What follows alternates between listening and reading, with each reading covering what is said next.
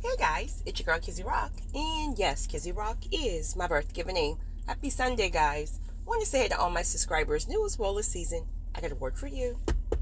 Tap in. Happy Sunday, guys. Happy Mother's Day. So, guys, I want to jump on really quickly just to upload a quick message.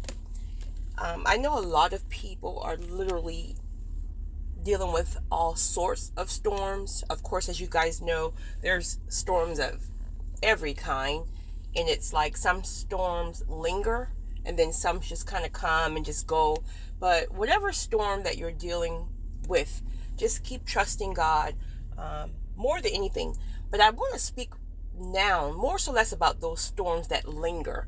That's not to exclude the short storms, but get in where you fit in. But those storms that linger, those storms that seems like they last not even, well, sometimes months, but even some of those storms last years. Sometimes these storms can be things that, of course, the enemy has concocted just to attempt to ruin our lives. Then there's times that some of those storms are things that, if you're honest with yourself, you played some kind of part, you did something, and then that storm have came upon you. And then other times, of course, it's God who will allow the storm. And I know some people feel as if, well, why would God allow a storm? Why would God want me to suffer like this? Why would God? Listen, let me just tell you, right? God is love. But yes, when God is ready to elevate your life, when God is ready to transform your life, there are things that God will allow or send just to get you on the right path. And even though it feels like torture, even though it feels as if God has forgotten you, even though it feels this way and that way and this way and that way, the truth of the matter is, it may have came from God. Now, here's the whole thing. Here's what this recording is mostly about. A lot of the times, and my God, have I been guilty here, those storms that you're questioning, why hasn't it come to an end yet? Why hasn't the door opened? Where is this suddenly? A lot of the times it is literally because you are holding on to the very thing, to the very person that God has been clear, all caps, clear about you releasing. And of course, we know we don't want to release things, and it's comfortable here, right? I don't know about the unknown on the other side. God, I know you're calling me higher, but this is all I know. I mean, right? So, and we just want what we want, period. The flesh just want what it wants. When God has been clear about something, it is going to be your obedience that's going to shorten that storm. It's going to be your obedience to open the door to the suddenly. Now, granted, this can be a process, right? Because you got so many things to factor in. You got soul ties that's making it very difficult to leave a person, even though you know God has been clear, even though you're absolutely miserable in that situationship, but it's like you just can't let go, even though God has been clear. So there's so many things to factor in. The soul tie, toxic empathy, right? All this stuff. You're worried about the other person and how they're going to feel if I leave and how they're going to make it and all this other shenanigans that we come up with in our heads. But God don't care about that. That's us. That's our emotions. When God has been clear about something, God is so gracious that he gives a grace that you can, there's almost like this grace where if you're honest with yourself, there's something in you that can take the first step. You don't want to, but you can. You just don't want to. But there's a grace that will help you take that first step, and then your grace will just push you along. Again, not to say it will be easy, not to say that everything will just be smooth sailing, but there's a grace to help you take the step. As long as you continue to hold on to the thing that God has made clear, and not only has God made it clear, what he will start to do is that thing will start to literally frustrate you. That thing will start to turn your life upside down. He will make it extremely, extremely uncomfortable for you. And yet, we still hold on. But a time will come, again, if we don't listen to the convictions, be obedient to when God says do this, right? Stop this, move this, go here, whatever. God will snatch that rug on you. He will snatch the rug on you. Well, maybe not everybody, but get in where you fit in. He will snatch that rug on you. And when he snatched that rug, you're going to wish that you you're going to wish that you were obedient.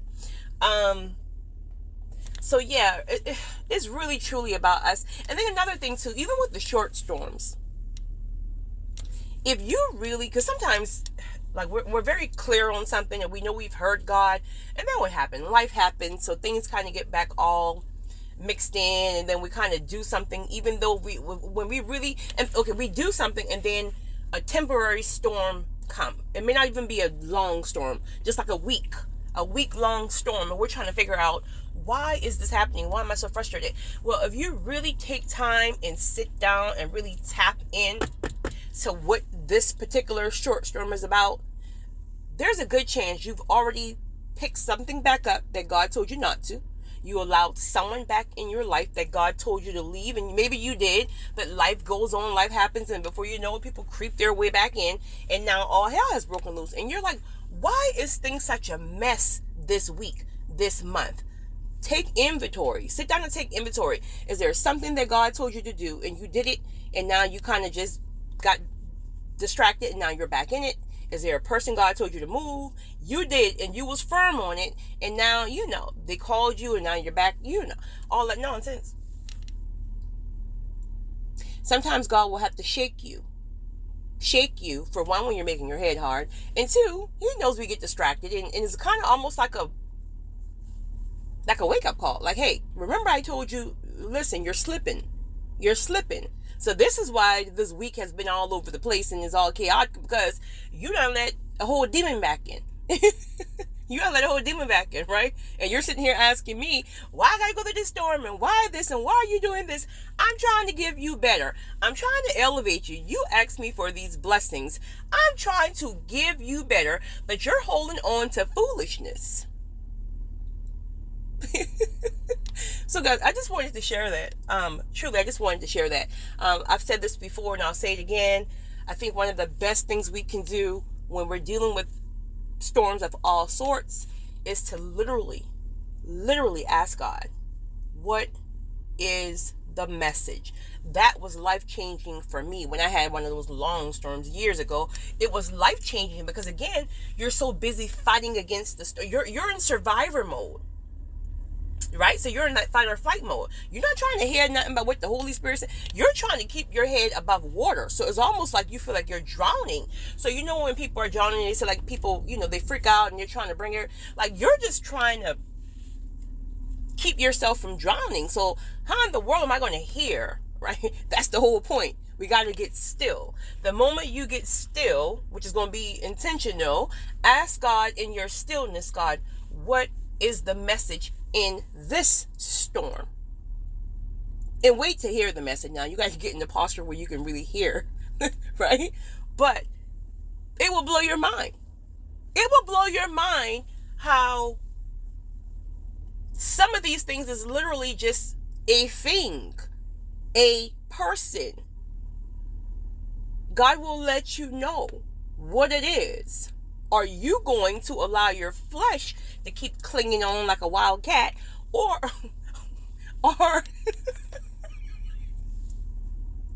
listen, guys, I told you guys, the visionary mind that I got, when I say certain things, there's like a picture that pops up. So I literally saw a person, like one of those crazy wild, I'm not a cat person at all. No disrespect to my cat people, right? But I saw like a wild cat jump out of a tree and literally latch on to a person's like chest, like just clinging on, right? Okay, whatever. So we just gotta obey. I'm just telling you, because I wish someone had told me that, right? Fighting in these storms, trying to figure out what is what. I just wish someone had told me. That's why I'm here telling you guys, just ask God, what is the message? He will give you the message clear as day. I know when I ask, and granted, it'll be wonderful if we can ask all that right away. But a lot of the times it's not until you come to the end of yourself, meaning you try to fight this storm yourself, and finally there becomes a point where you know ain't nothing happening. Like, you can fight all you want, God's mind is made up, and you just come to the end of yourself, you're tired, you're beat down, and you're just like, at this point, Lord, what do you want? Here I am. That's exactly where he wants you. And so at that point, now you can hear, I want to take you higher. I want to use you. I want to elevate you. I want to give you more because you deserve it. I'm trying to give you kingdom partnerships and relationships. I'm trying to give you soul tribes. I'm trying to give you kingdom wealth. I can't do this stuff when you're sitting here with this mindset. I can't even trust you. So I'm trying to help you. So stop seeing it as torture or like I'm trying to take something from you. I'm taking it from you, but I'm trying to give you better. So I just wanted to share this, guys, because again, I get so many emails about people who just feels like, I don't know what God is doing, what is going on, this is unfair, and this is, most of the time, it's us. Most of the times, it's us holding on to things, right? When God truly just wants to elevate us and bless our lives, give us the peace that we deserve, give us the happiness that some people never in their life ever experienced. So God is trying to bring us all these great things, but we're clinging on to things. We're clinging on to people. We're clinging on to places, and God have been clear. You guys have a great one. It's your girl, Kizzy Rock.